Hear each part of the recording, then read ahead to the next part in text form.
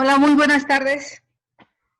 Entonces vamos a comenzar lo que teníamos pendiente de lo que, bueno, primero vamos a hacer una recapitulación de sus presentaciones, de lo que ustedes, cada uno comentaron. Hice una pequeña sistematización, que lo tenemos ahí. No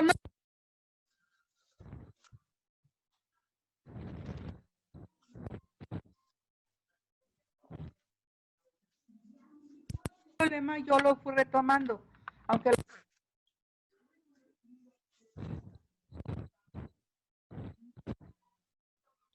No se escucha, no te escuchamos.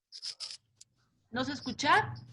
Ay, sí, pero no sé si creo que si te acercas mucho a la computadora como que se pierde la voz. ok, perfecto. ¿Sabes qué? Es que estaba tratando de conectar una bocina, pero a lo mejor yo creo que es eso. Bueno, ajá. Ok.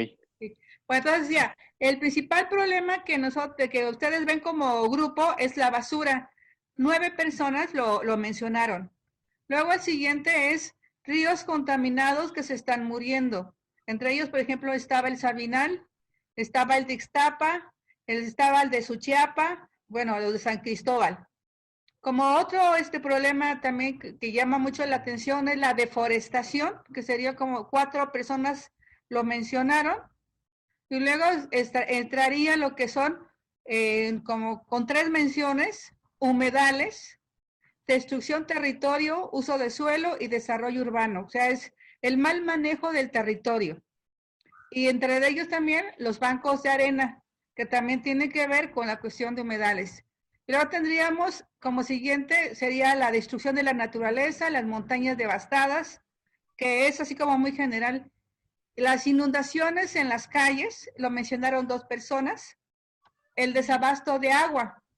Y también tenemos ya como nomás una mención que hicieron con respecto a erosión de suelos, consumo excesivo y crisis climática.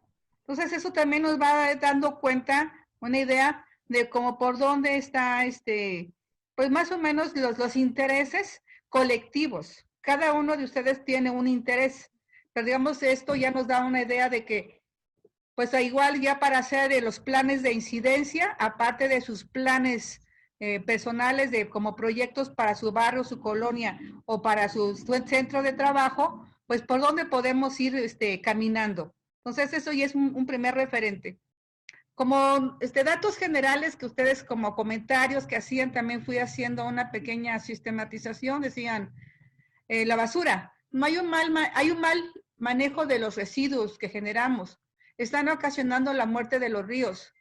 Algunas causas son el consumo excesivo y el empaquetado de productos y no hay botes de basura. Por ejemplo, con respecto a lo que serían los humedales, que falta agua en los humedales que los están rellenando y que los bancos de arena están asolvando los humedales.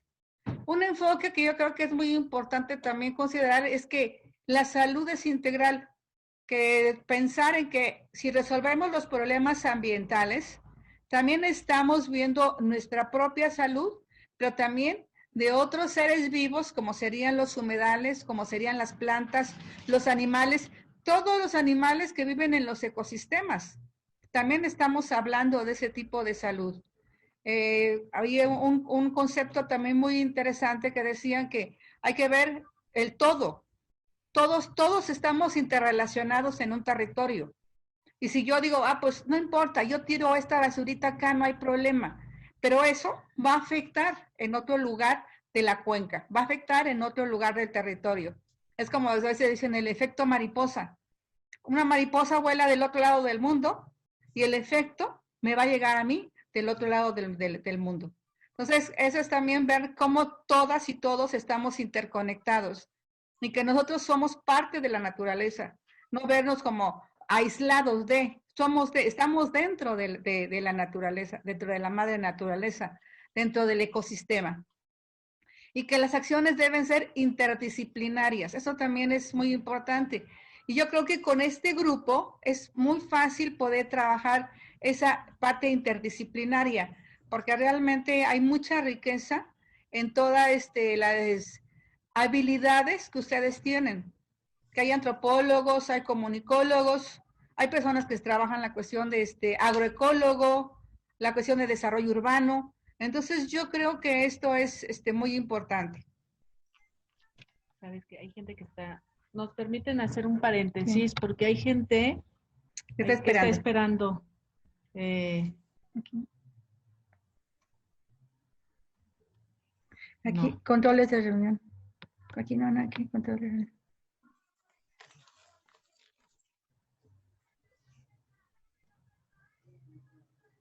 No sé si hay más esperando. Ya. Ok. Entonces, ¿y ahora?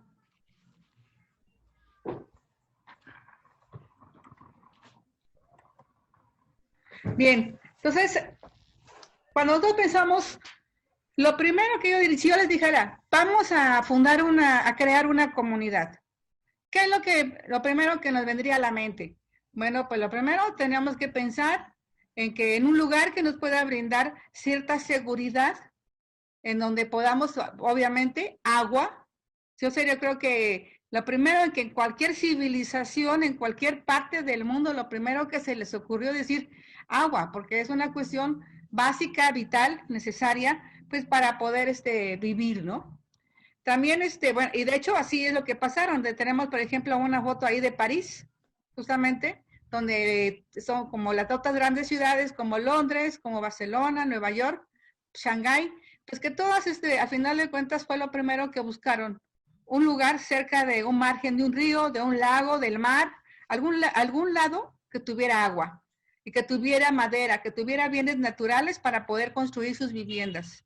Bueno, también ahí vemos lo que sería la gran Tenochtitlan, que ellos también utilizaron las chinampas como forma de producción de hortalizas, de sus alimentos, pero también para poderse trasladar dentro de lo que era esos grandes humedales, que era el Valle de México, y que ahora, bueno, ya lo vemos cuál es la situación. Hay otro que está en espera. No. Bueno, ahora vamos a pasar, obviamente, pues esto también sucedió en San Cristóbal.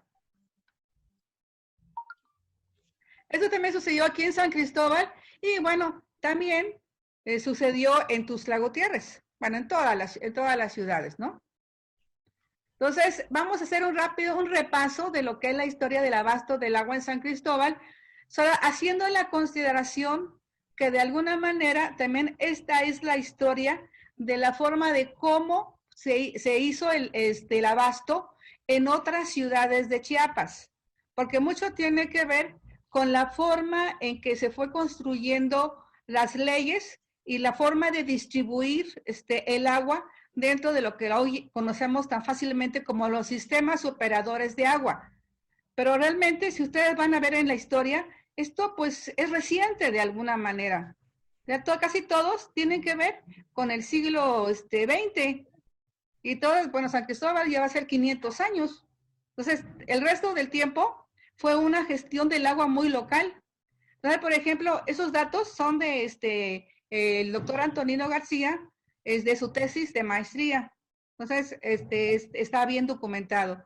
Por ejemplo, en la época colonial, desde la fundación de San Cristóbal hasta 1810, o sea, decir, 3 siglos, realmente 3 siglos, el agua era extraída de los pozos que se encontraban en el interior de las casas. Eso también quiere decir que dentro de lo que es San Cristóbal, pues había muchos humedales afluentes y que permitía abrir pozos en las casas y de ahí extraer el agua. Y obviamente eso, pues en la actualidad se ha perdido. En algunos otros casos había fuentes en las plazuelas y comentaban que ponían unas pajuelas justamente para que pudiera ser distribuido en las casas más próximas. O bueno, la gente iba con sus garrafones, con cubetas o con algún tipo de artefacto, de cosa, para poderlo llevar a sus casas. O sea que eso era algo que tenía que hacer, ¿no?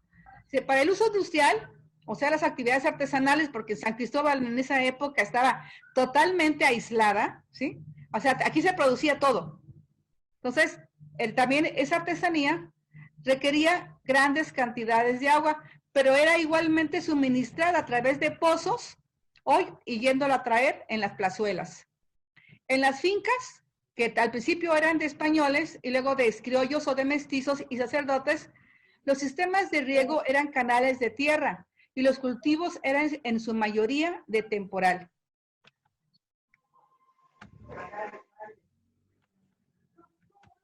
Okay. Me pasa esto. Espera un momentito. ¿Pasó otra vez?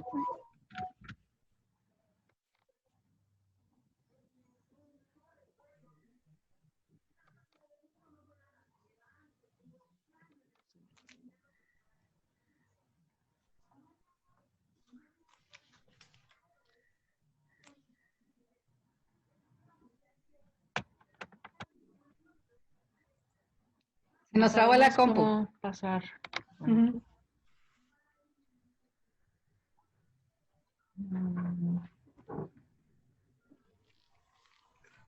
No sabemos cómo pasar esto.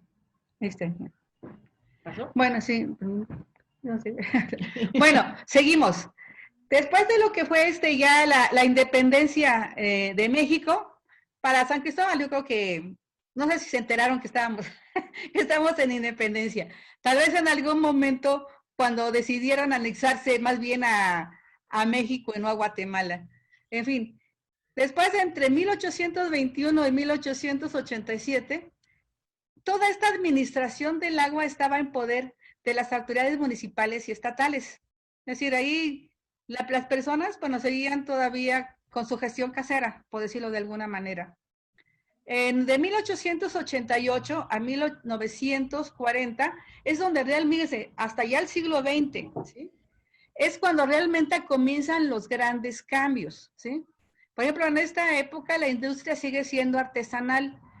Aquí en San Cristóbal llegó la carretera internacional hasta 1952. Eso quiere decir que hasta ese año nosotros tuvimos, bueno, los coletos tuvieron la posibilidad de poder tener vinculación con los otros municipios, con Comitán, con Tuxtla, de una manera más fácil.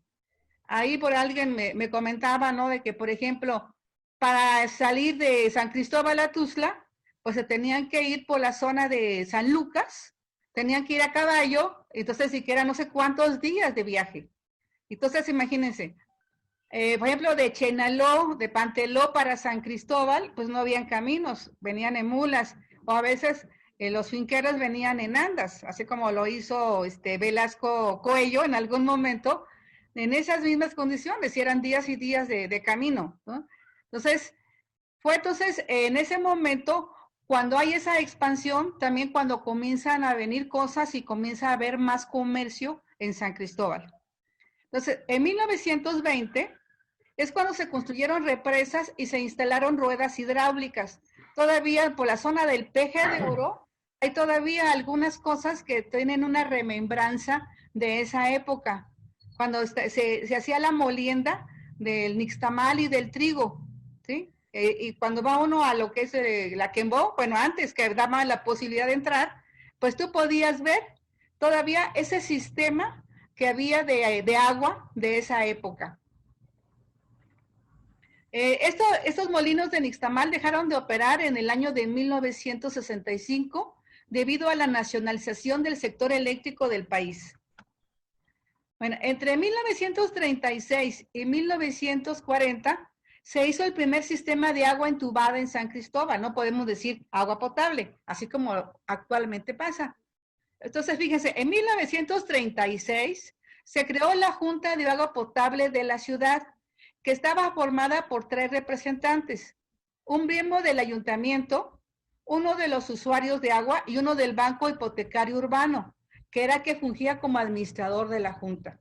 Entonces, es la primera vez que se puede decir que ya hay un sistema operador en lo que era la ciudad, de 1528 hasta 1936. Es cuando realmente comienza a tener un sistema operador. Lo que el doctor Antonino llama la etapa desarrollista y de crisis, él lo ubica entre 1947 y 1991. Dice, es cuando se comienza a crear todo la normatividad y a crear leyes y marcos normativos para lo que sería la gestión del agua. Por ejemplo, en 1956 se expide la Ley Federal de Cooperación para Dotación de Agua Potable a los municipios y con ella se le condona parte de la deuda al municipio por la construcción del sistema de agua entubada. Bueno, es una foto de San Cristóbal como de 1940 más o menos. En 1959 se crea un patronato de agua que funciona hasta 1983. Primero era una junta de agua potable. Posteriormente se cambió el nombre de patronato de agua. En 1970 se empieza a utilizar agua para riego en las faldas del Huitepec.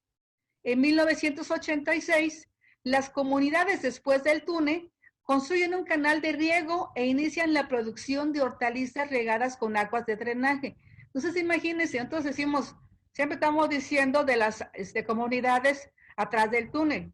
Pues esto comenzó desde 1986. Bueno, el túnel fue construido en 1975. En 1991, por la presencia del cólera, se prohíbe el riego con aguas residuales. Pero ya vemos que actualmente sigue existiendo el mismo problema.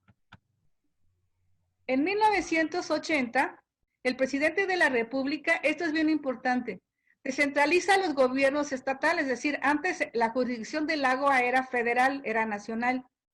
Entonces, en 1980 le dan la responsabilidad a los gobiernos estatales. Entonces, los sistemas de agua potable y alcantarillado crean un organismo estatal que le llaman Servicios de Agua Potable y Alcantarillado del Estado de Chiapas, que sería SAPAECH.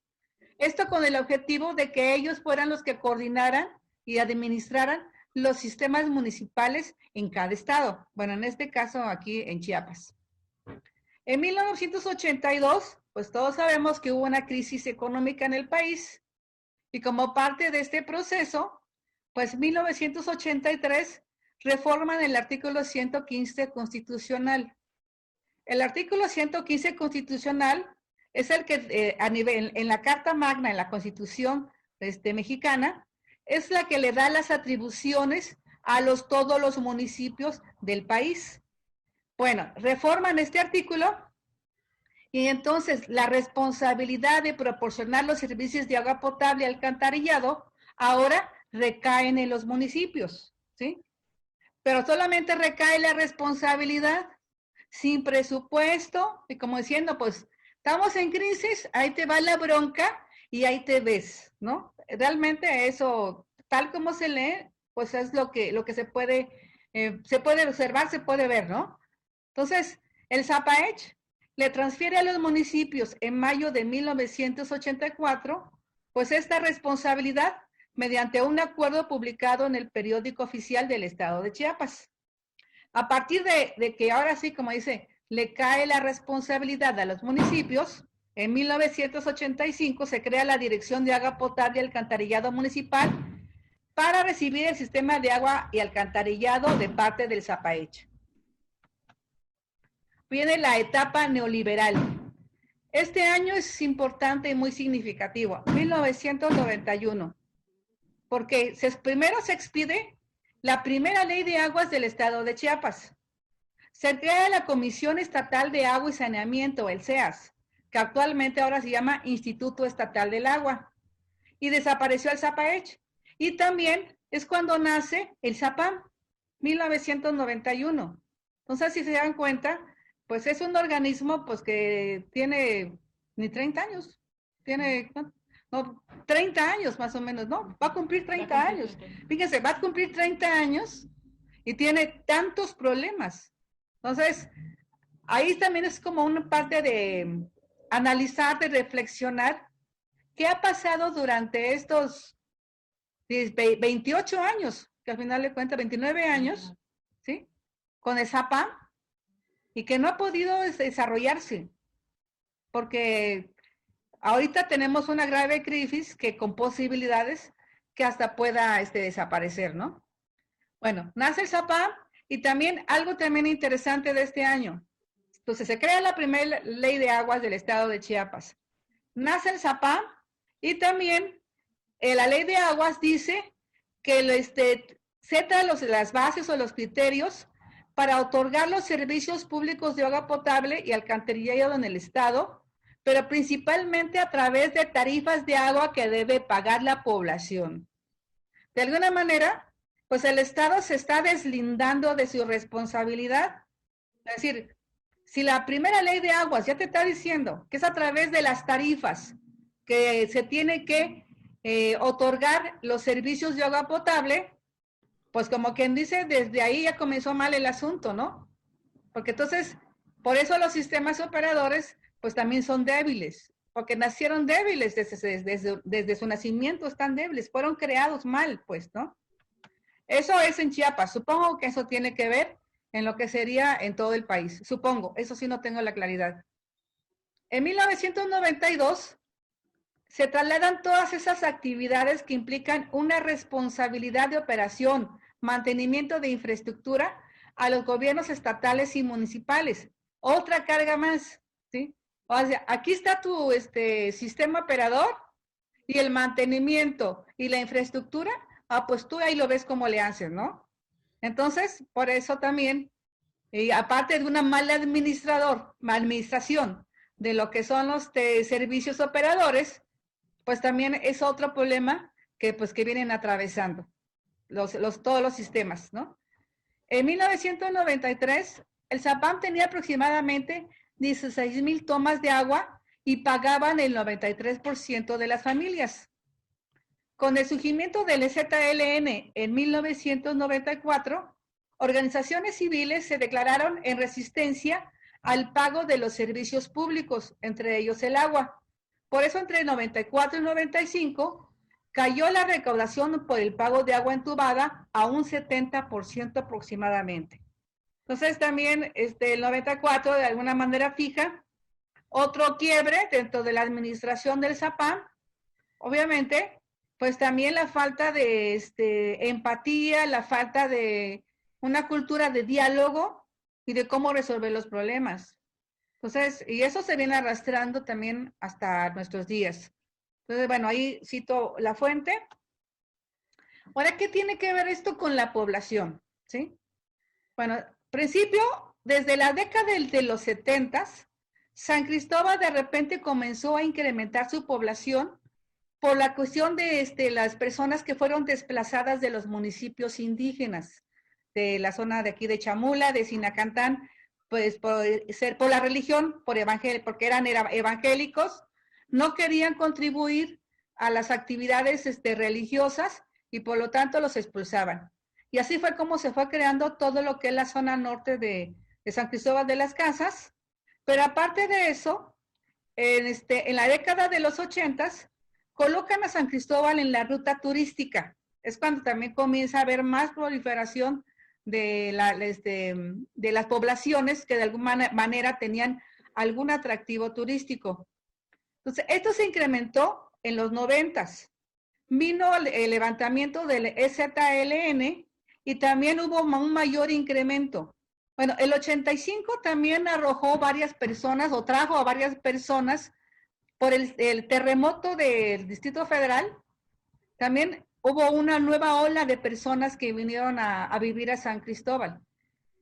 También se comenzaron a venir centros de investigación, universidades, y pues que demandaban que vinieran personas pues con otro perfil profesional de lo que había acá.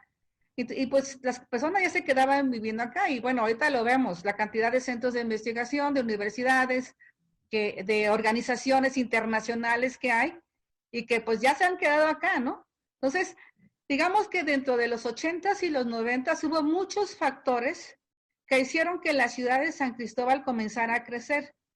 Pero entonces, al no haber una planeación adecuada y no haber una estrategia de parte de los municipios, pues simplemente se desbordó todo esto. Aparte, en los 94, pues también comenzaron las invasiones en los terrenos. Sí lo puedo decir, pues que soy de acá de San Cristóbal, que de alguna manera se convirtió también en un negocio, las invasiones aquí en San Cristóbal, en donde un grupo, una organización se iba a sentar en tal lugar, y después de un tiempo estaba vendiendo ese espacio, aunque fuera irregular, aunque no tuviera ninguna documento ni nada, ¿no? Entonces, así se fueron haciendo todas estas colonias irregulares y extendiéndose obviamente la mancha urbana. Ahí vemos un dato que lo tomamos de la agenda, lo tomé de la agenda ambiental que hizo el Consejo Ciudadano. Ahí está la fuente de Antonino García, donde podemos observar cómo ha venido desarrollándose la población aquí en lo que es San Cristóbal. En 1528 el año de la fundación, ¿verdad? 97 habitantes. Para 1550 ya eran 960 habitantes. En 1611 eran 2075. 1778, 4812. En 1838 eran 6.912.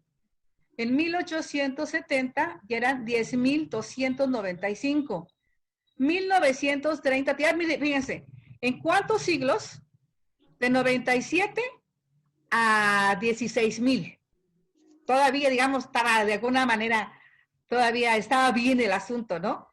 Pero fíjense, de 1930 que éramos 16.700, para el año 2000, que ya aparecen como 112.000 personas, pues sí, ahí se puede decir que hay un incremento de la población tremendamente. En alguna conferencia, alguna plática que comentaba Antonino García, es decir, San Cristóbal de las Casas es una de las ciudades que ha crecido de manera más exponencial en toda la República. O sea, no es que haya tantas personas, pero por el ritmo de crecimiento es avasallante. El asunto es, pues, de que las áreas naturales se agotan, el agua también se agota, y si no hay una buena planeación para la administración de lo que es la ciudad, lo que es la parte urbana, pues obviamente el resultado es lo que tenemos actualmente. Una ciudad pues devastada y bueno, con todo lo que ustedes ya comentaron en los problemas ambientales. Fíjense, para el 2017, así, había un crecimiento de 224.878. Fíjense, del 2000 al 2017, es decir, en 17 años se duplicó la población, así tal como nos los marca los datos el doctor Antonino. Entonces, en el año 2000 ya estaba totalmente agotado lo que era el valle, lo que era el territorio de la ciudad. Entonces, ¿cómo comenzó a crecer la ciudad? Por dentro. Lo que era una casa se convirtió en 4 departamentos. Y así, y ahorita, lo que están sobre los ojos, justamente por eso, en las áreas, las únicas áreas que todavía están, pues no disponibles, porque no están disponibles, pero que no están construidas, pues son los humedales. Por eso es tanta la lucha de parte de las constructoras de decir, queremos este espacio, porque también uno de los problemas es de que se hizo un decreto de los humedales, pero sigue siendo propiedad privada, no hubo una expropiación. Entonces, ese es uno de los problemas que está latente y por eso siempre está esta lucha, este conflicto entre el que quiere ocupar lo que es mi propiedad y las personas que estamos defendiendo que ya no se construya porque ya no hay más espacio donde. Pero también tiene que ver, y se lo hago un comentario más, decir que no hay una planeación regional, que todo está concentrado en lo que es la cabecera distrital, que es San Cristóbal de las Casas. Entonces también tiene que ver, somos cabecera distrital de 18 municipios, algo así, ¿no? Que sería la región Altos. Entonces, cuando tú quieres tener servicios de salud, de educación, universidad o algún otro tipo medio especializado, pues tienes que venir a San Cristóbal. Cuando no hay un desarrollo, cuando no hay una planeación en los otros restantes municipios. Entonces, ver el problema de San Cristóbal es también ver la mala planeación que hay a nivel distrital, a nivel regional. No solamente decir, San Cristóbal es el culpable de todo, no. Es una cuestión también que hay que verlo de manera regional. Ya se volvió. Bueno, ahora rápidamente vamos a pasar a Tuxtla Gutiérrez. Miren qué bonito estaba Tuxtla Gutiérrez, eso era como en 1900, en 45, ahí dice, la avenida principal en Tuxtla Gutiérrez. Ahí ya la moví. Sí, historia de la gestión del agua en Tuxtla Gutiérrez es muy parecida a la de San Cristóbal, ¿sí? Entonces todo era pozos, eran todo artesanal, solamente hay que considerar en qué momento se crea el sistema operador. Eso fue el 12 de diciembre de 1985, cuando el gobierno del estado de Chiapas hizo entrega al municipio de Tuxtla Gutiérrez el sistema de agua potable y alcantarillado. Ya vimos en la otra historia de San Cristóbal, pues que todo estaba a cargo primero de la federación, luego estaba a cargo de los estados y todo lo trasladaron en 83 a los municipios. Pues lo mismo pasó en Tuxtla Gutiérrez. Entonces, quedando desde entonces a cargo del ayuntamiento la prestación de estos servicios como un organismo descentralizado. Bueno, ahí tenemos otra panorámica de Tuxtla Gutiérrez. Hay que quisiera recalcar con esto. Sobre todo es que vean la exuberancia de Tuxtla Gutiérrez. Yo todavía de niña tuve la oportunidad de conocer Tuxtla. Y pues el parque estaba lleno de flamboyanes. Sí había calor, pero era un calor rico tropical, no el calor de cemento que tenemos ahora. Tuxtla ha sido la ciudad más urbanizada de todo Chiapas. En algún momento se jactaban de eso diciendo que la querían convertir en la Houston del sureste. Yo no sé qué quisieron decir con eso, pero al final de cuentas, ¿qué es lo que dirán las personas que viven allá, los que nacieron en Tuxtla Gutiérrez? Pero la verdad es que yo no soy de Tuxtla, pero añoro esa vegetación que tenían antes. Esta información lo saqué del manual de organización del SMAPA, que está del 2014, ¿sí? Bueno, y ahorita queremos presentarles con Alma un video que habla justamente de algo que a mí me impresionó mucho de Tuxtla Gutiérrez, que es una ciudad construida en las aguas, una ciudad que embovedó sus ríos y sus arroyos para construir una ciudad. Entonces, ustedes vean, valoren cómo fue el crecimiento de Tuxtla Gutiérrez. Como esta vivienda, 6.232 más, se encuentran con un riesgo latente. ¿Se ve ahí? Ahí está. La capital Sí, se ve. Ah, okay. Ya se ve. Página 175 de la Atlas de Riesgo Municipal Ahí está. afirma que estas casas son vulnerables a inundaciones y fueron construidas sobre agua. Lo que se ha convertido en la construcción social del riesgo. Este es un problema complejo que se ha generado durante décadas. Alrededor del año 1800, los registros de la ciudad señalaban la existencia de 4 grandes afluentes. Durante los últimos 200 años, iglesias, edificios, escuelas y viviendas borraron aparentemente del mapa estos arroyos. Reconocidos históricamente son 21 afluentes, que a veces lo que pasa es que de un afluente pueden sumarse pequeños arroyos sin nombre y forman un afluente, que finalmente es el que llega a dar al Sabinar. A partir de los años 50, con el crecimiento de la ciudad, fueron embovedados más del 90% de los afluentes y algunos pavimentados en época de estiaje. Es decir, los arroyos, las escorrentías fueron tanto embovedadas, como podemos ver aquí a mis espaldas. El Salinal, que atraviesa la capital del estado, nace desde el municipio de Berriozábal, cruza la ciudad y desemboca al río Grijalva. Sus aguas lucieron limpias y las familias disfrutaron de sus pozas, hasta 1940, cuando inició el desfogue de aguas negras de las primeras colonias urbanizadas. Para 1892, en Tuxtla solo habitaban 8.000 personas. Siglo después, la población se elevó a 40.000. 517 colonias, más las irregulares. Desde entonces, todas arrojan sus aguas negras al Sabinar. En 1873 se creó la primera colonia fuera de la mancha urbana, va creciendo la mancha urbana, y esto es lo que fue reduciendo poco a poco lo que era el cauce del río Sabinal. Aunado a esto, la reducción del cauce de este río, la construcción de los primeros puentes y el embovedado de sus arroyos generaron una bomba de tiempo. Donde este era el arroyo, y aquí está también lo que era el arroyo San Roque, y este es el arroyo que nos hizo daño. Como aquí pueden apreciar, el embovedado no se hizo continuando el arroyo que existía, sino que se hizo este quiebre.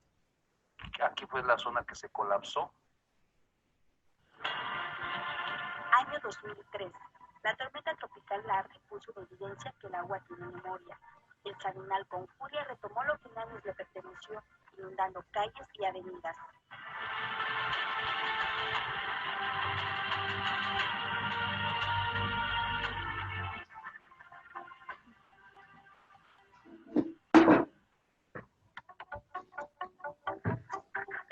Años después, el pasado 2 de septiembre, 34 colonias se vieron severamente afectadas por las precipitaciones.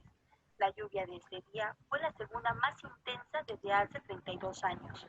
Esta tormenta cobró factura a quienes olvidaron el lugar donde habían asentado sus viviendas. La Ley General de Aguas establece que cuando hay un río, 10 metros de cada lado, cuando el río tiene un margen, un ancho de...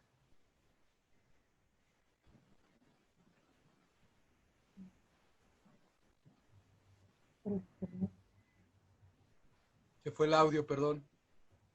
Ah, no, ahora bien. 10 metros, de cada lado debe haber 10 metros como considerados como zona federal.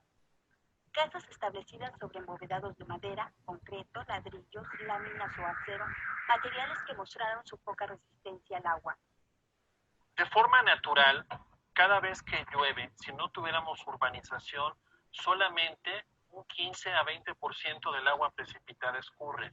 Cuando vamos urbanizando, cuando vamos haciendo edificaciones, cuando vamos desmontando, cuando vamos quitando esa capa forestal, vamos cambiando el uso de suelo.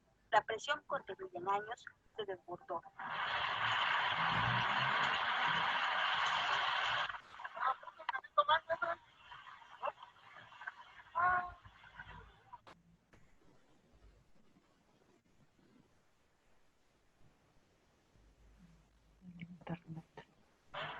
Pero aunado a la presión demográfica, a la mala planificación, al error que se ha cometido de embovedar los cauces, que ahora es una política que no se deben embovedar más, pero en un principio, bueno, se embovedaron.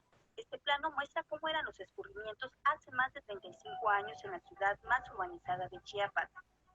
Nosotros estamos convencidos de que lamentablemente para los tuxtecos Tuxtla ha crecido anárquicamente, sin una planeación. Cuando se ha hecho, no se ha respetado, que eso a veces es peor, porque a veces cuando estamos conscientes de lo que se debe hacer y no lo respetamos, pues es peor. ¿Pero qué hacer para controlar la furia del agua? Para solucionarlo, tendremos que utilizar toda una nueva estrategia de prevención de desastres, de desarrollo urbano, de ordenamiento del territorio, a lo largo también de los próximos años. Después de la tormenta, una tensa calma se vive en Tuxtla Gutiérrez, y aquel 2 de septiembre, miles de sus habitantes saben que el peligro es latente, que el agua siempre buscará el camino que le pertenece. Nos quedamos sin ni un peso, todos los ahorritos que tenemos se nos llevó el agua. Pues como que ahí sí nadie lo podemos culpar.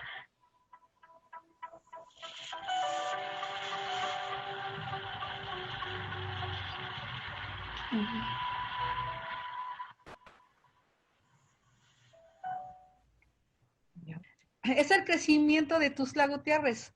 Por ejemplo, ahí en el video decían que en 1892 habían 8,000 personas.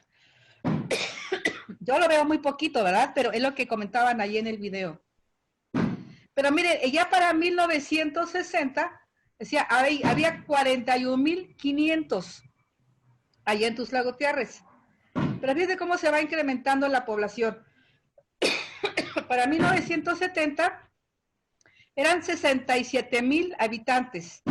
1990, 289,000. Eso quiere decir que en 20 años se fue de 67,000 a 289,000. Imagínense la cantidad de, obviamente, sin planeación, sin tener instalada una buena cobertura de servicios públicos, pues también eso es lo que de alguna manera también deteriora, pues ahora sí que la vida de las personas. 10 años después había más de 100,000 personas más, eran 424,000 habitantes. Para 2010 eran 553,000. Y actualmente en una aproximación que vi en el internet, pueden haber 666,000 habitantes. Fíjense la cantidad de personas. Y con una mala gestión del territorio, con una mala administración del agua y de los bienes naturales, embovedando los ríos, un sistema de planeación obsoleto en donde no considera a las personas, a los que están viviendo el territorio, pues obviamente, ¿ustedes qué creen que pueda suceder? Entonces, aparte de todos los problemas sociales que tiene una ciudad, que tiene que ver con la violencia, que tiene que ver con crisis económica, que tiene que ver pues con que no hay empleos y más ahorita. Entonces, pero aparte de todo, es la mala gestión del territorio. Entonces, yo con eso terminaría esta parte que era la dinámica poblacional y su relación con los bienes naturales, no solamente es el agua, sino con los bienes naturales y el territorio. Si hay dudas, aquí estamos para servir, para que ustedes me digan. Preguntas, comentarios. ¿Comentarios también? Yo tengo una pregunta. Sí, Luis. Con respecto a lo que comentaron, tanto, bueno, en Tuxtla sí lo mencionan, pero en San Cristóbal, como en qué año o desde qué momento se empezó a utilizar a los ríos como estos ductos, estos sistemas para sacar todo lo que es el drenaje. Porque, por ejemplo, en Tuxtla Gutiérrez sí lo mencionan, que el Sabinal fue parte como en los 80, bueno, más o menos. En San Cristóbal, pues todo el tiempo ha sido así. Porque yo soy de San Cristóbal y que yo conozca, nunca ha habido nunca ha habido una planta de tratamiento de aguas residuales ni nada por el estilo. Obviamente que si hay 10 personas o 10 casas que están echando sus aguas residuales al río de alguna manera y que hay mayor lluvia, además, pues se diluye. Pero si en lugar de 10 casas, son 500, obviamente, pues eso es lo que intensifica el problema, ¿no? Pues esa es la cuestión de la dinámica poblacional, que no hay una gestión adecuada y además esa idea errónea de decir, pues desaparezco mis porquerías de mi casa y pues si lo demás, pues otro tendrá el problema. La idea de poner los drenajes, ¿sí? Pues eso también fue pues ese concepto de desarrollo occidental que nos metieron y que fue adoptado por pues por lo que llamaban desarrollo urbano, la planeación de desarrollo urbano, y pues que no consideraron también el saneamiento de las aguas. O sea, siempre se ha ido ahí. Es como que tú dijeras, en una comunidad, ¿cómo hacen la gestión de sus aguas residuales? Pues se van al campo a hacer, literalmente, y el que lo gestiona es la tierra. Pero cuando ya hay tantas personas juntas, ahí es donde se vuelve el problema. Claro. Sí, porque yo platicaba un poco, por ejemplo, con tíos y ya mayores y me decían que nunca vieron el río Amarillo limpio, que siempre era oscuro. Bueno, pero cuando llovía. Sí, claro. Porque venía toda lodosa y todo, ¿no? Sí, además en San Cristóbal, así como que digas, me voy a meter a bañar al río Amarillo con este frío, la verdad es que a nadie se le ocurría. A veces se nos ocurría ir al cubito pero ahí sí El estaba culito, limpio el sí, agua, el claro. arroyo que venía de la Almolonga, pero entrabas y Ujú. salías helado. Entonces, como que, ¿sí? Pero Ok, no olía mal, pues, no olía como ahorita. claro, sí. Y además Oye, no veías toda la basura que ahorita hay en las márgenes de los ríos. claro. Y bueno, y la otra pregunta o la otra que tenía es también el tema de, bueno, del turismo o todo el proceso de las personas que están cada día aquí, ¿no? Que No, supone que el podemos tema ser del casi, turismo también es muy interesante, perdón. no, nada más, no, del turismo o de las personas que, por ejemplo, trabajan o que solo están de paso y que eso también incrementa el número ya sea de los residuos o del consumo del agua, por ejemplo, ¿no? Que a veces se supone que casi va más de 1 millón de personas que pueden haber en San Cristóbal en un día por todo el tema de turismo y personas que van de paso por trabajo. Ajá, sí, no, eso definitivamente estás en toda la razón y afecta muchísimo. Solo que ese tema lo quería tratar cuando veamos el uso del agua, porque cómo utilizamos nosotros el agua, pero ahí en el aspecto también tiene que ver la parte económica para el trabajo, y ahí entraría pues todo cómo se utiliza el agua en la gestión turística. Y sí, entonces yo quería tratarlo eso, también con Tuxtla, porque realmente las ciudades que más reciben personas son San Cristóbal y Tuxtla, ya sea para hacer trámites administrativos o como turismo. Son las dos ciudades que vienen más cargaditas. Pero entonces eso preferiría que lo tratáramos cuando trabajemos el tema de usos del agua. Y Ok, van a ver, la verdad que es otro de mis temas que me apasionan, esto del turismo. Y porque sí, es una buena reflexión que se puede hacer. Yo quiero hacer una pregunta. ¿Sí? Dentro de la historia que dieron como contexto de todo esto de nuestra ciudad y de Tuxtla, mencionaste, o tal vez yo no lo escuché, de algunos datos de cuánto de la población no tiene acceso al agua potable actualmente y al saneamiento aquí en San Cristóbal.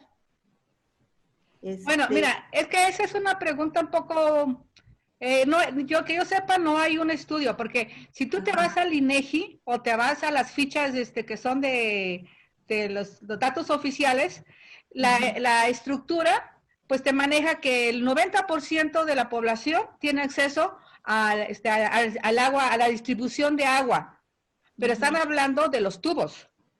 Pero yo, ¿cómo puedo saber si por esos tubos está pasando agua? Entonces, solamente se tendría que hacer un diagnóstico real de cuántas personas realmente tienen acceso al agua. Para eso se tendría que hacer un estudio, un diagnóstico. Ajá. Antonino no tenía dentro de su tesis ninguna, hasta el año donde te quedaste tú, creo que 2010. No, ahí no, él no menciona eso. Nosotros hicimos cuando hizo una consultoría de Compronatura, hicimos una encuesta, fueron como 400 personas, un poco sesgada porque eran las personas que participaban en los talleres, no tenía una metodología que dijera es una muestra, ¿sí? Pero ahí sí, si quieren para la próxima yo les puedo enseñar los resultados de esa encuesta, porque ahí sí nos decían más o menos cada cuánto recibían agua. Eso te puede dar ya una idea de realmente cuántos tienen acceso al agua. Pero que yo sepa un estudio formal que te diga, en San Cristóbal de las Casas, ¿qué porcentaje de la población recibe agua diariamente?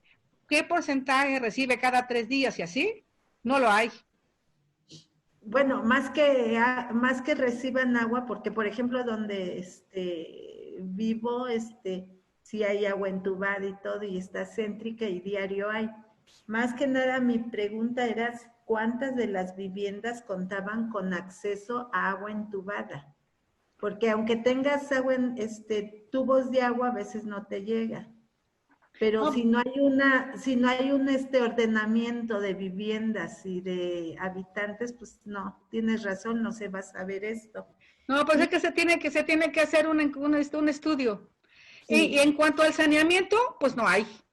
Mientras San Cristóbal no tenga un sistema de saneamiento, pues los 224,000 habitantes que estamos actualmente, pues no tenemos saneamiento, a excepción de aquellas viviendas que ellos tienen instalado sus sistemas de saneamiento, como Ecosur, por ejemplo, o como otras colonias o fraccionamientos que ellos han instalado sistemas.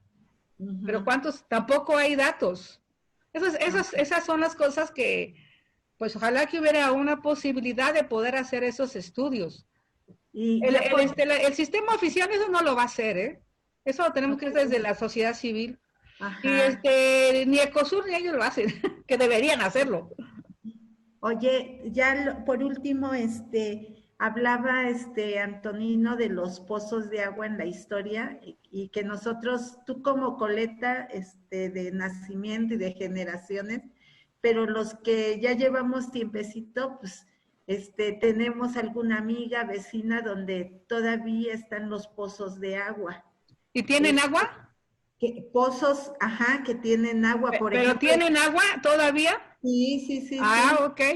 Por ejemplo, en Cuxtitali hay muchas casas donde aún están los pozos y tienen agua. Pero esa agua, no, tal vez me salga de ahorita, pero esa agua está potabilizada. No, pues él viene de su suelo. O sea, tienes que darle tu saneamiento. Pero de todas maneras, para la que Canudazapán creo que podía estar mejor. ¿Antes sí lo estaba? No creo. Pero lo que pasa es que, mira, la cuestión también tiene que ver con la contaminación de la tierra. Antes, por ejemplo, si tú dices, de hecho, en la casa de donde vivo, mi abuelita tenía un pozo. Obviamente eso ya no existe. Entonces yo todavía lo conocí, pero ya no tenía agua, ya estaba seco. O sea, que de alguna manera poco a poco también hemos ido secando todos esos mantos freáticos. Antes no se cultivaba con agroquímicos, por lo tanto, pues el agua que venía de su suelo pues estaba más limpia. Es que todo, como bien decía el arquitecto Fabián, todo está involucrado. Lo que yo puedo dañar en la parte alta de la cuenca, pues al final de cuentas a mí me va a revertir. Pero lo que yo haga aquí le va a revertir a los de la cuenca media y la baja. Todo está integrado. Entonces, eso es muy importante que lo consideremos cuando hacemos las cosas. Gracias, Tere.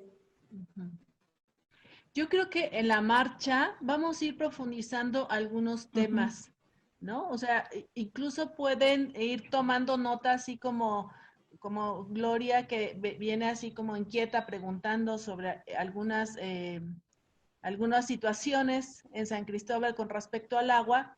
Yo creo que podemos ir abordando y profundizando más adelante estos temas.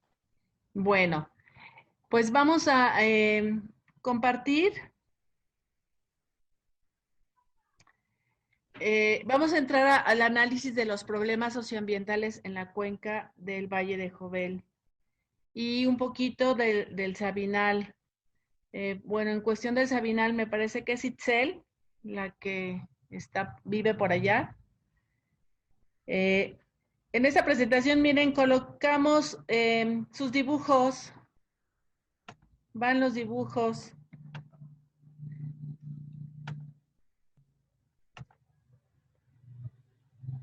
No, al rato, en algún momentito nos van diciendo los nombres de quién son, porque no identificamos de quiénes son las autoras y autores.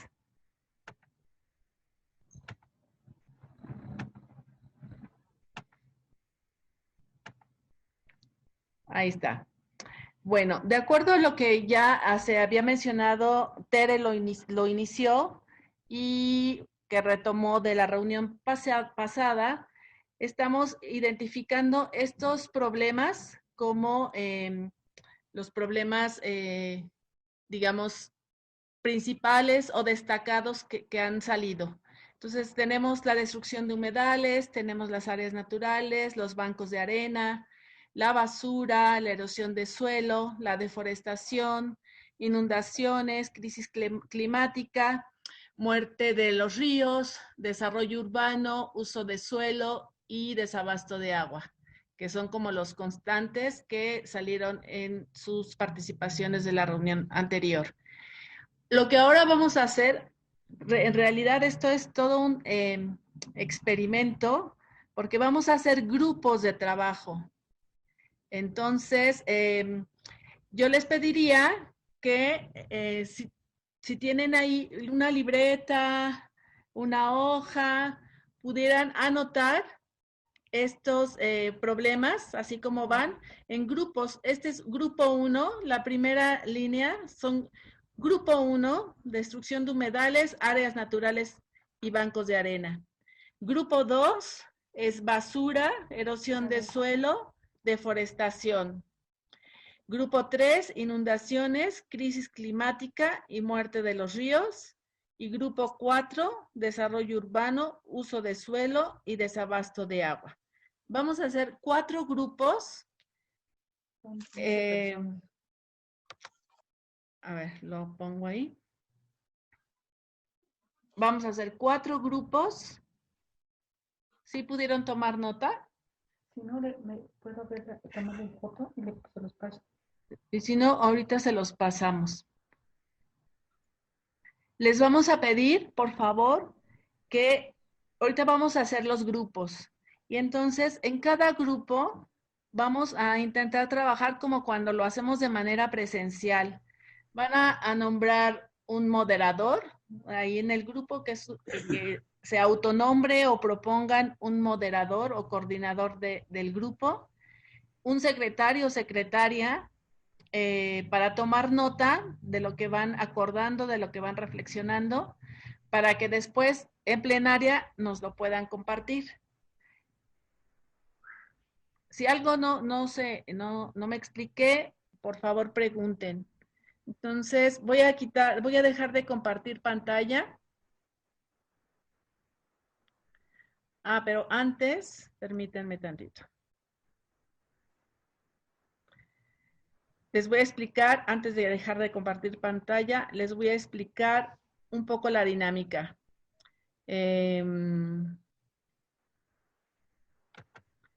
Vamos a hacer el análisis de los problemas en base a un árbol. Seguramente varios de ustedes conocen el árbol de problemas. Entonces, de estos problemas que hemos ya descrito, vamos a ubicarlos en el tronco. Y luego vamos a hacer un análisis que nos permita identificar cuáles son las causas de esos problemas, qué origina esos problemas y las consecuencias o los efectos o los impactos que trae. Ahora, estos efectos o estas consecuencias las vamos a mirar hacia los hombres y hacia las mujeres. O sea, estos problemas, cómo impactan, cómo nos afectan a los hombres y cómo nos afectan a las mujeres. Siempre hay una diferencia en la forma en que miramos, en que vivimos, en que resolvemos los problemas por nuestra condición de género. Entonces, vamos a trabajar el tema. Cada grupo va a tener tres problemas.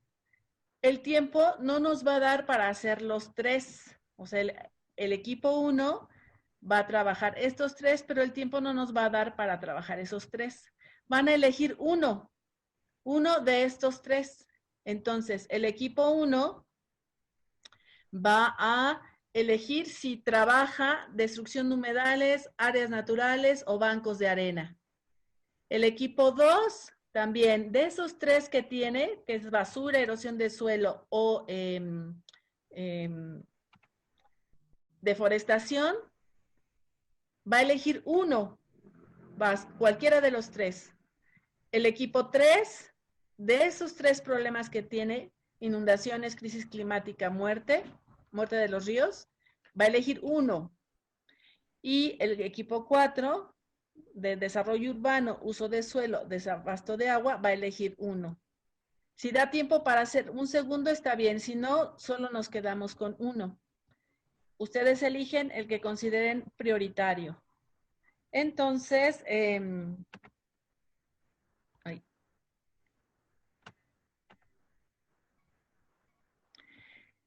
su hojita, el secretario o la secretaria va a dibujar el árbol y va a colocar el problema en el tronco y entonces ya todos van a sacar o van a identificar las causas y los efectos. Entonces, a ver, del equipo 1, ¿quién nos va a compartir? Yo. Luis. Luis. Dale, Luis. Equipo 1. ¿Ya comienzo? ¿Sí? Así, adelante. Perfecto. A ver, espérenme tantito. Les muestro un poquito. A ver si ven por ahí. En el tema de lo que creemos para destrucción de los humedales, espero, no sé si se ve bien. Ahí está. Destrucción de los humedales. En el tema de... Ah, no, es que no está digital, ¿verdad? No, es en una hoja. Ok, está bien. Bueno, adelante. Pusimos destrucción de humedales y luego colocamos en la parte de abajo lo que es la deforestación, la falta de conciencia del cuidado de los humedales, el relleno que se le da a los humedales para la construcción de viviendas o para construcción de comercios, la extracción de grana. ¿Cuáles son las causas? ¿Mandé? ¿Son las causas lo que nos estás diciendo? Sí, son las causas. El exceso de pavimentación y concesiones a las grandes empresas. Ahora, los efectos son en la parte de arriba, lo que tiene que ver con la pérdida del paisaje, la pérdida de la biodiversidad, la erosión del suelo por el tema del relleno de los humedales, la escasez de agua para que se infiltre, las enfermedades que se producen por el tema de que el agua ya no está limpia porque los humedales ya realizan sus funciones. Y he llegado más que nada para el tema de los niños o de todas las personas. Y entonces quien más se encarga del tema de las enfermedades cuando sucede eso, pues son las mujeres. También creemos que por el tema de desabasto en el tema de la destrucción de los humedales, hay mayor carga de trabajo para las mujeres en el tema del lavado de ropa, porque si ya no llega el agua a las casas, o hay que ir a donde está el ojo de agua o el arroyo para ir a lavar la ropa y todo y regresar a casa. Y vemos un poco con el tema de hacia los hombres tener pues mayor recursos, mayor ingresos para poder comprar agua, tener agua en casa, ya sea pipa o algo, ¿no? Entonces, también por el tema de la erosión, pues tenemos un desto del agua y contaminación. Y creo que eso es... bueno, en pérdida de la biodiversidad, mencionamos que, por ejemplo, el popoyote, que es una especie endémica de los Altos de Chiapas y de los humedales, pues se pierde. O con el tema de las aves migratorias, también hay una pérdida en el tema de las aves migratorias. Bueno, hicimos otro, pero solo con uno. ¿Sí? ¿Ponemos el otro también? Ajá, sí. Perfecto. Les dio tiempo para el otro. Hicimos dos. Así. Adelante. El otro pusimos lo que son los bancos de arena y lo que son las causas. Tiene que ver con el crecimiento urbano, la producción para hacer cemento hidráulico, tal vez chapopote. El turismo, creemos que también el turismo es una de las cosas que impacta, y las concesiones que se le dan para los bancos. En el tema de las problemáticas, a ver, un momentito. Ay, sí, perdón, ¿por perdón. qué, por qué el turismo impacta en los bancos de arena? O sea, ¿o por Pues qué es causa. una causa? Porque creemos que al haber más turismo, hace que al haber mucha mayor gente, hay más hoteles, hay más construcciones, se necesita más para que todas las personas se puedan quedar. Entonces creemos que por el turismo o estas también personas que vienen, como se mencionaba un poco en la publicidad, en la publicación, perdón, por el tema de haber más universidades, al haber centros de investigación, hay mayor construcción, más casas que se necesitan para personas que van a vivir, y entonces todo eso creemos que afecta. Y todo eso repercute hacia las montañas, que es de donde se extrae toda la materia prima para la construcción. Ujú. Ok.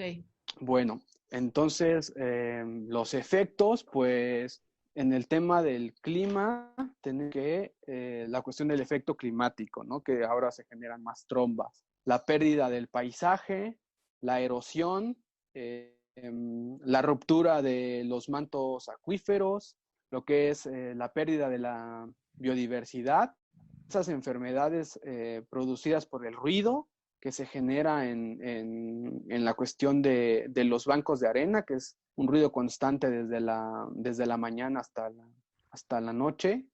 El tema del polvo, que en temporada de sequía, viento y todo genera grandes cantidades y eso repercute en enfermedades respiratorias. Contaminación auditiva, el tema de la pérdida de la biodiversidad, el cambio de uso de suelo que se le da y que no tenga ningún tema de mitigación o por el tema del cambio. Bueno, deslizamiento de los cerros o los derrumbes que se hace por el tema de las explosiones, como por ejemplo hubo hace poquito una explosión que se dice por el tema de tener explosivos para el tema de los bancos de arena. Y bueno, también vemos que en esa situación las mujeres y los niños son como los más susceptibles por el tema de estar siempre como en casa. Y bueno, también vemos que es un trabajo que se realiza más que nada para el tema de los hombres, los que manejan las maquinarias, los que manejan los volteos, los que se encargan de estar rompiendo la piedra, sacando la arena o la grava. Entonces también repercute en problemas a la salud, en problemas respiratorios. Entonces son como lo que vimos. Y listo. Ah, muy bien. Avanzaron súper bien. Bueno, a ver, por cuestiones de tiempo vamos a escuchar a todos los grupos y si nos da tiempo hacemos una retroalimentación y si no, lo recogemos hoy todo y lo devolvemos la siguiente sesión. Entonces, puede participar el grupo 2, el equipo 2. ¿Quién va a compartir del equipo 2? Mar, ¿puedes compartir pantalla, por favor? Sí, voy.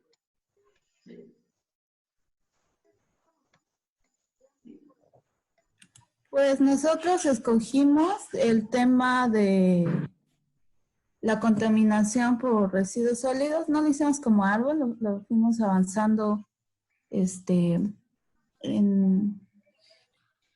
documento Word. Y bueno, las principales causas que nosotros fuimos detectando son el consumismo, que pues hace que sea considerablemente mayor el volumen de residuos sólidos, que esto va aunado a una falta de cultura ambiental o que la ciudadanía esté sensibilizada, ¿no?, hacia su consumo o un consumo responsable o a la disminución consciente, ¿no? También a nivel de gestión municipal, que en la mayoría de municipios aplica, ¿no? La responsabilidad es que hay un manejo inadecuado de los residuos por parte del municipio o del ente que los maneje. y hay un servicio ineficaz, ¿no?, de la recolección de basura. Y hablando de ciudades, ¿no?, obviamente en comunidades, gestión y manejo de residuos, pues muchas veces solo se queman, ¿no? El alto uso de agroquímicos que desata también pues contaminación del suelo, del agua, el que los contenedores pues no sean reciclables o que no se puedan tratar. También pues obviamente los temas que tocamos hoy, la sobrepoblación o el crecimiento de la mancha urbana pues conlleva una mayor demanda de recursos y de diversos productos que generan pues esta basura. La turistificación, el turismo masivo que se da, pues claro ejemplo en San Cristóbal, da lugar a esta cuestión que mencioné de una alta demanda, ¿no?, del consumo de diversos productos con envoltura. Pues hay una falta o omisiones, ¿no?, en las responsabilidades de instituciones municipales, que también se observan, no hay una corresponsabilidad, o sea, tanto las entes de gestión municipal no cumplen como los ciudadanos, no se tiene esta conciencia de corresponsabilidad del manejo, ¿no?, de residuos sólidos. Pues las leyes que regulan el plástico, el uso del plástico, el plástico de un solo uso, que es lo que se ha venido legislando últimamente, y pues no hay, o cuando existen estas iniciativas a nivel de política pública, no hay seguimiento ni monitoreo, ¿no?, del cumplimiento.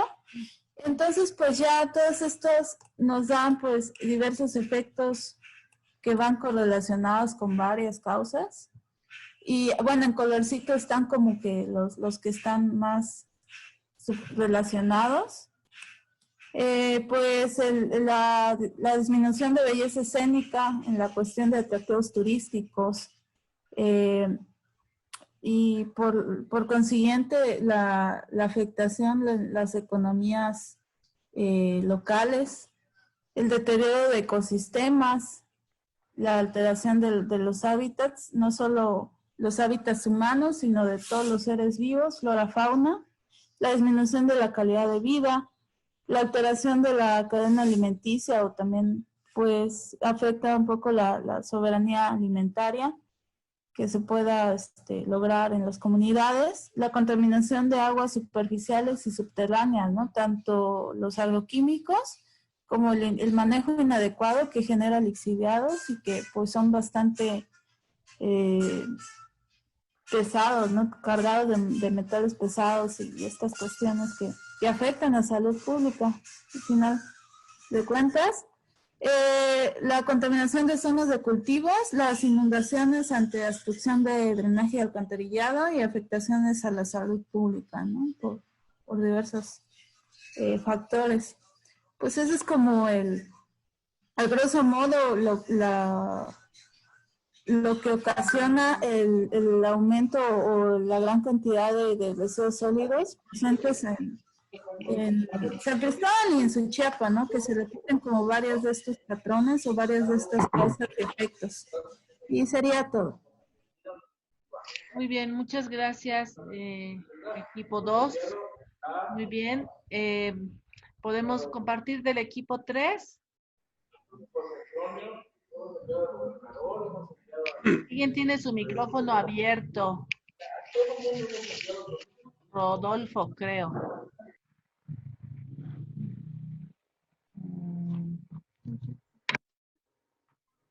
Ya silencio. Bien, en el grupo 3 estábamos Eduard, Itzel y Erasto, no sé quién de, pues ellos quieren participar, si lo presento yo. ¿Cómo nos organizamos, compañeros? Yo creo que sí sería lo más ideal que lo pudieras presentar tú, porque tienes ahí el dibujo, ¿verdad? Entonces los honores. Pues es un reto también, porque la elección de las palabras también implica mayor profundidad, como lo hemos trabajado de una forma muy sintética, ¿no? Porque el tema que hemos elegido entre los tres que teníamos, que era inundación, muerte de ríos, elegimos primero trabajar sobre crisis climática, porque nos parece que es antes, es primero que los otros dos, la muerte de los ríos y las inundaciones. Vemos entonces distintos problemas, seguramente no son todos, y su origen es un origen antropogénico, son causas humanas, incluso aquellas que llamamos desastres naturales, como la inundación, ¿no? Así que la crisis climática consideramos que tiene una causa, un origen antropogénico. Hemos identificado distintos problemas que, como les digo, engloban muchos, ¿no? Como por ejemplo la contaminación, no solamente la contaminación de los ríos, estaban hablando ahorita de la contaminación auditiva. Hay una fuerte contaminación en San Cristóbal también por la pirotecnia, ¿no? Llueve fósforo en San Cristóbal, aparte de que espanta a los polinizadores, provoca pues un impacto también fuerte en la flora y la fauna. Hay distintos tipos de contaminación que provocan también el aumento de la temperatura. Vemos como problema también la falta de políticas públicas en aspectos ambientales y climatológicos, la falta de leyes, ¿no? Y hablamos de que la crisis alimentaria la vemos como un problema debido a esta crisis climática. Estábamos debatiendo incluso de las consecuencias en la agricultura, de las plagas, y estas a su vez pues provocando hambrunas, especulación, monopolio, una serie de problemas, ¿no? Y por eso los hemos ubicado aquí en este cuadro de problemas, y ya más arriba hemos identificado una serie de consecuencias, ¿no? Aquí se me fue, dice impacto ambiental, pero es impacto económico, ¿no? Y el impacto económico provocado por la escasez del hambre, el monopolio, todo esto que les decía, y también el desabasto. En el caso de las inundaciones, se llegan a perder los cultivos agrícolas, ¿no? Pero también veíamos una de las consecuencias graves de esta crisis climática, que lo padecen esencialmente las mujeres que están mayormente explotadas en el campo. Por eso mencionábamos aquí la desigualdad laboral, y también relacionado con todo esto, incide en la salud emocional, al no tener empleo, al no tener alimento, al no tener tranquilidad, inician a haber problemas de estabilidad emocional, psicológica, psicosocial. Entonces, hablando de esta mirada de género, hemos identificado estos dos aspectos, cómo incide pues en la salud familiar, decíamos estabilidad individual o social, colectiva, decidimos ponerle salud emocional. La extinción de la flora y la fauna, naturalmente, ¿no? Con la erosión, que está aquí también mencionada, de la tierra, con las plagas, una serie de desequilibrios, de simbiosis entre pues, el total del medio ambiente, ¿no? El humano con los insectos, los polinizadores, etcétera, ¿no? Un grave problema es el de la extinción de la flora y fauna. Ya les mencionaba cómo la contaminación incide en la extinción o la desaparición de los polinizadores, de las mariposas, de las aves, etcétera. Otro punto que ya mencionamos aquí abajo, pues es la falta de regulaciones de la política pública, ¿no? Y naturalmente engloba aquí hasta arriba un grave problema de salud pública en distintos sentidos, ¿no? Las inundaciones también llegan a difundir y propagar las enfermedades infecciosas, y aquí están mencionadas también la salud emocional, ¿no? Y bueno, no nos dio tiempo, pasamos al siguiente tema, lo dejamos truncado, y ya se lo presentaremos en las siguientes sesiones. No sé si tienen algún comentario, observación o pregunta. ¿Me escucharon, compañeros? Sí. Vamos a dejar al final así como comentarios y retroalimentaciones. y pasamos al otro grupo, al 4. Gracias, Erasto. No, de nada, a ustedes, gracias. No sé del equipo 4. Gloria, ¿Quién? ¿no? Y Rodolfo. Gloria, Miriam, Rodolfo.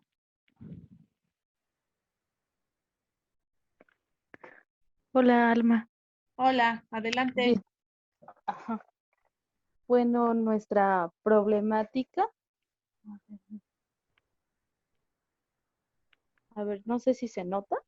Ajá, sí, acércale. Bueno, nuestra problemática es rellenos irregulares en lugares no aptos. Bueno, las causas, colocamos mala planeación, mala administración de desarrollo urbano, autoridades omisas y sus impactos y efectos, pérdidas de áreas verdes, problemáticas en agua, disculpe, y más habitantes, sobrepoblación.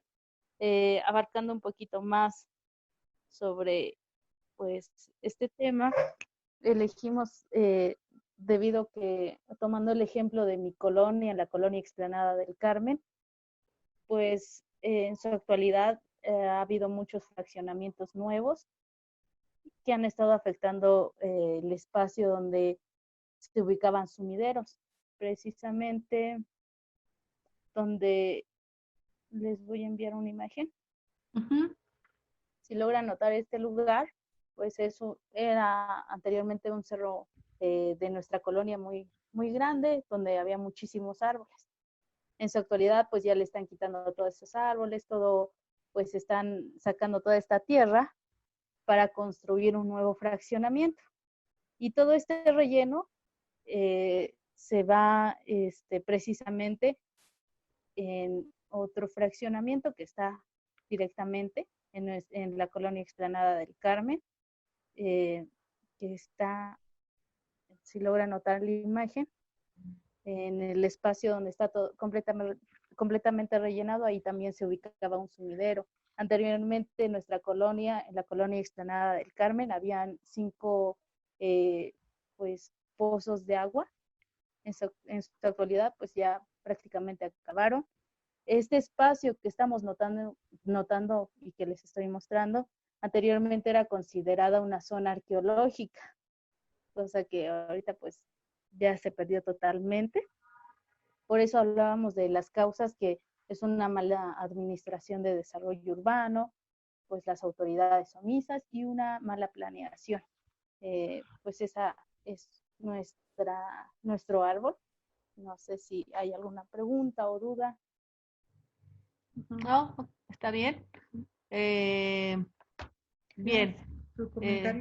Ahorita vamos a comentarios. ¿Puedes dejar de compartir pantalla? Eso. Si no, no los veo. Sí. Si no, no las veo. Bien. A ver, brevemente, yo nada más quiero resaltar algunas cosas, compartir algunas reflexiones con esto que nos han compartido. Vemos que es difícil a veces ubicar el problema, la causa y el efecto o la consecuencia. Y hay ocasiones en donde hay problemas que los manejamos como si fuera una causa o a veces es una consecuencia. Por ejemplo, por decir algo, que es lo que me saltó un poco a los ojos, es que, por ejemplo, decían, el cambio climático, el grupo lo manejó como, o la crisis climática la manejó como causa. Cuando a lo mejor, desde otra mirada, podemos ver que es un efecto.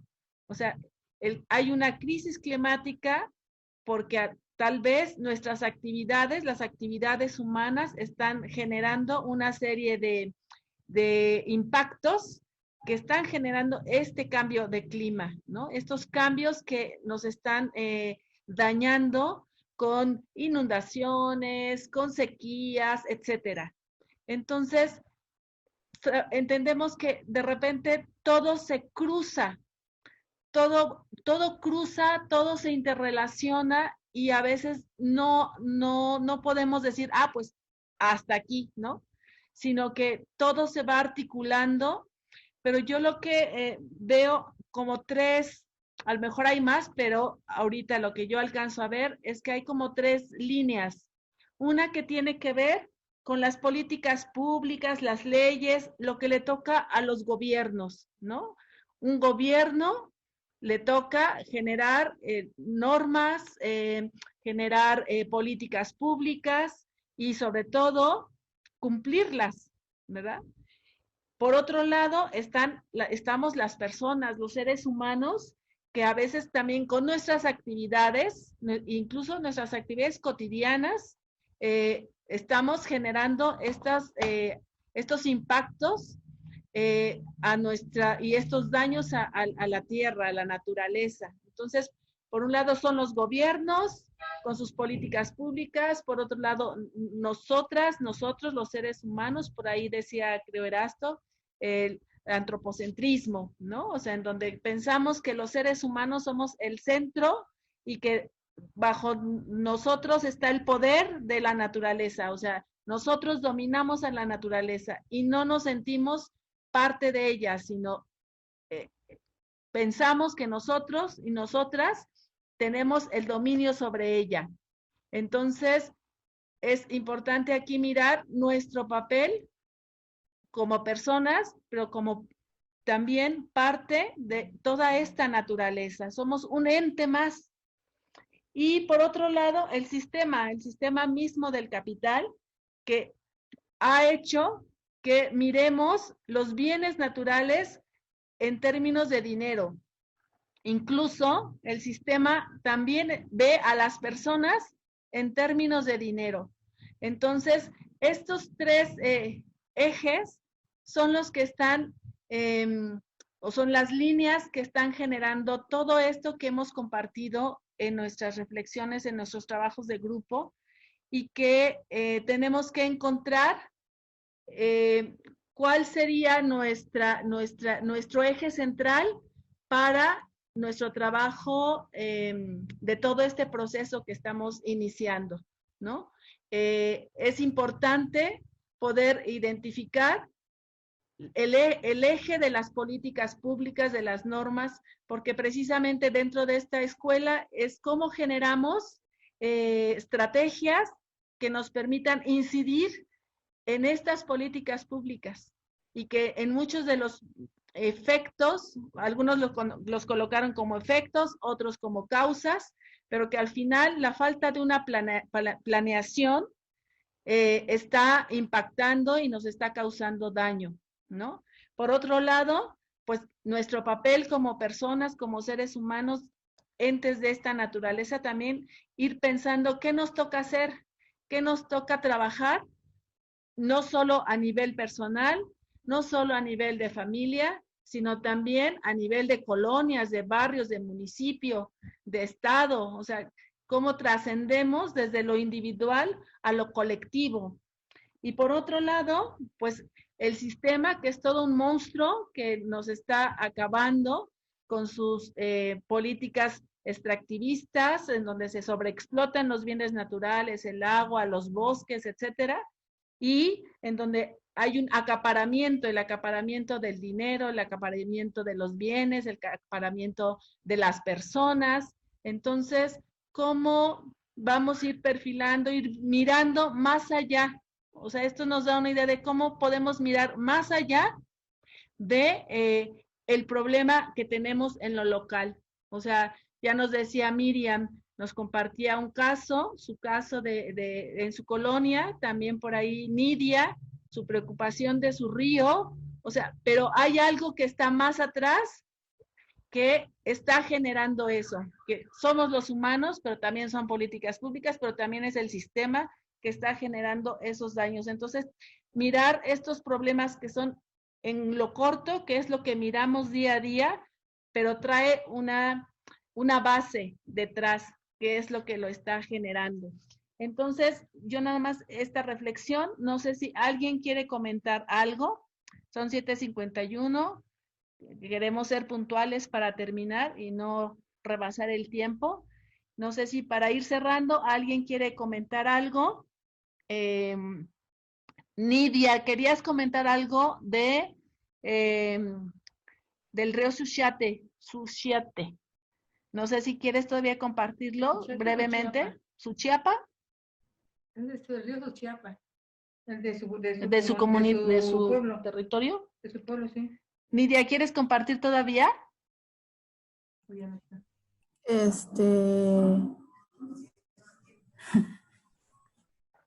Pues sí. De mi experiencia en la subcuenca de Suchiapa, y son 14 municipios. Suchiapa. Sí, es subcuenca, al igual que el Sabinal. Y pues Suchiapa como municipio está al final prácticamente, ¿no? De esta subcuenca que desemboca en el Santo Domingo, que ya es donde empieza la subcuenca del Sabinal. Y pues en nuestra experiencia de gestión, pues toda la infraestructura hídrica de mi municipio se conecta directamente al río, o sea, nos abastecemos directamente del río. En los 70s es cuando empezó Zapam, que sería aquí la ente gestora, ¿no?, municipal del agua. Pero pues lo que yo estoy viendo con mi estudio es que a partir de esta cuestión de infraestructura hubo un desapego, hubo un antes y un después de que toda la vida comunitaria era en el río, y al haber como esta infraestructura, esta transición, hubo un desapego total hasta este punto en la actualidad que ya está totalmente de la periferia, tanto del colectivo mental, pues, de la importancia como de las acciones, ¿no? Entonces, pues, eso es lo que estoy haciendo, y pues a partir de hace 10 años ha venido en una degradación constante por Veolia, como ya había comentado, que es la empresa privada que se encarga de la recolección y de la basura en Tuxtla, y los fraccionamientos pues el mismo crecimiento desordenado de Tuxtla Gutiérrez con los fraccionamientos de Casas Geo, Real del Bosque en el brazo sur-norte, está habiendo un crecimiento desordenado, y que ahora con la apertura de la nueva carretera que va al aeropuerto, pues hay ya una lotificación bastante preocupante, al punto de que ya Meseta de Copolla, por ejemplo, ya es una isla, ¿no?, de vegetación, o de lo poco que quedaba, y que es una problemática a nivel regional también, porque pues está afectando a Copolla, Zapata, Galecio, bueno, todas las comunidades río abajo que se abastecen del río. Y pues sí, ahí estamos en pie de lucha con el tiro estratégico y con pues otras acciones a nivel comunitario, pero sí, igual y más adelante, ¿no? Tengo algunas diapositivas donde yo les puedo ilustrar como un poco mejor, pero a grosso modo, pues eso, ¿no? De el contexto de la subcuenca de Suchiapa aquí en el municipio. Sería todo. Gracias, Nidia. Yo creo que muy importante, y sobre todo creo que con Itzel son de esa zona, son Tuxtla y es la misma cuenca. Es la misma. La de Sabinal. Sabinal y Suchiapa.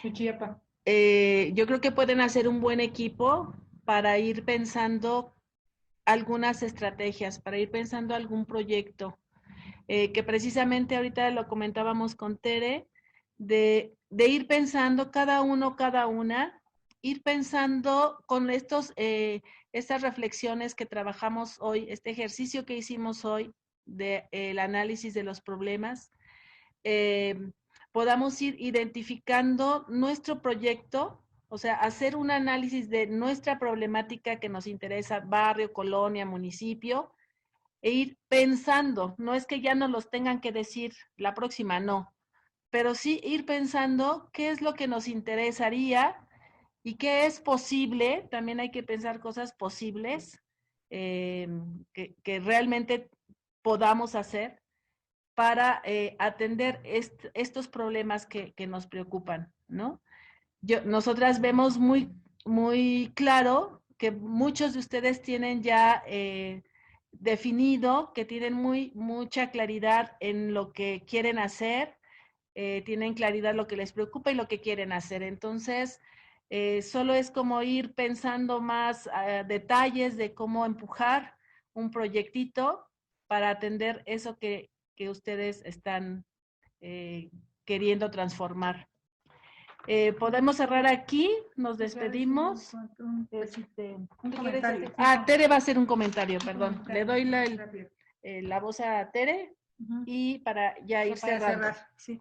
Bueno, compañeros, miren, yo lo que, nomás comentarles, creo que ahorita, de todo lo que ustedes lo comentaron, creo que se podría más perfilar para una propuesta de incidencia en política pública, porque los problemas que ustedes están comentando tienen mucho que ver, como decía Alma, políticas públicas, normatividad sobre todo. Yo veo que en muchos casos, pues hay leyes, por ejemplo, está la Ley General de Residuos Sólidos. El asunto es de que no lo conocemos mucho, de que no sabemos cómo poder también transmitirlo y cómo hacer para que los municipios, los gobiernos municipales hagan lo que les compete. Entonces creo que es todo eso que ustedes comentan entraría muy bien perfilado para un proyecto de incidencia en política pública, porque ahí tendríamos que ver cuáles son los aliados que tendríamos, porque son procesos un poco más largos. Ahorita digo, siento que la reflexión que nos podemos ubicar nosotros en este mes de agosto es en cómo puedo yo hacer mi proyecto, hacer como mis primeros pininos, y algo para mí muy importante es cómo poder comunicar, ahí va a ser muy importante la comunicación, cómo poder comunicar con mi familia, con mis compañeros de trabajo, con mi vecina, mi vecino, esto que yo quiero proponer, esto que yo quiero hacer en estas estrategias de comunicación. Porque, por ejemplo, a lo que comentaba la compañera de aquí de Esplanada del Carmen, es que ya se perdió todo un patrimonio cultural que tenemos, la zona arqueológica. Digo, ¿por qué dejamos nosotros, los habitantes de ese territorio, que nos afecten ese tipo de cosas? O sea, que me afecte mi patrimonio, algo arqueológico que ya no voy a recuperar. Bueno, un río tampoco lo recupero. Entonces creo que falta también algo, y aquí hay la compañera de del río, de Suchiapa, sí, ella dice, yo soy bióloga y trabajo el patrimonio. El patrimonio es muy importante, porque existe un patrimonio natural, un patrimonio intangible y uno intangible. Creo que por ahí también teníamos otra beta que teníamos que estar reflexionando, porque eso es lo que nos da identidad. Lo que hacían, por ejemplo, allá en Suchiapa, así, vamos al río, nos vamos a bañar, vamos a platicar, y ahora pues ya no se va porque ya está todo contaminado, ya está todo sucio. Se está perdiendo identidad también, se está perdiendo cultura. Entonces yo creo que también esa fase, creo que teníamos que reflexionarlo. Pues nada más eso quería comentar, y bueno, pues muchas gracias, son 8:1. Pongan su cámara. Pues muchas gracias, compañeras, compañeros. Estamos en comunicación para la sesión de el sábado a las 12. Habría que valorar si conviene mantener ese horario en sábado o lo movemos. Ahí vayamos pensando qué conviene, si esa hora es adecuada o es una hora que no está bien, que no les acomoda. La hacemos más temprano o más tarde. Por favor, vayan pensando. Por esta única vez podemos hacerla a las 12, pero podemos moverla de acuerdo a los tiempos que la mayoría pueda y prefiera. ¿De acuerdo? Gracias. Bueno, Muchas gracias. Buenas noches. Que descansen. Gracias a todos. Buenas noches, compañeros. Que descansen. Gracias.